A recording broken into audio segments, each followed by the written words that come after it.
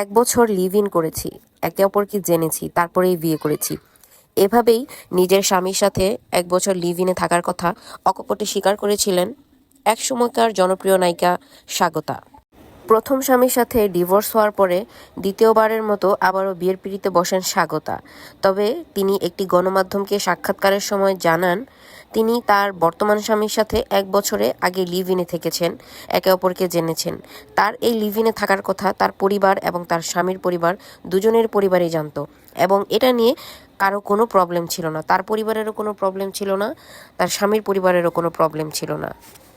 স্বাগতা সেই ইন্টারভিউতে জানান, ডিভোর্স এখন নর্মালাইজড হয়েছে, তেমনি লিভ ইনে থাকাও একসময় নর্মালাইজড হয়ে যাবে।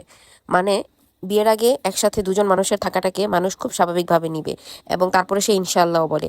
তার এই মন্তব্য সম্পর্কে আপনাদের কি মন্তব্য করার আছে আমাকে অবশ্যই কমেন্টে জানাবেন। তিনি বলেন, আমার পরিবারই আমাকে বলেছে আগে দুইজন একসাথে থাকো, কারণ আমেরিকা থেকে কেউ আসবে, তোমাকে বিয়ে করবে, তারপরে আবার তোমার জীবনটা নষ্ট হয়ে যাবে।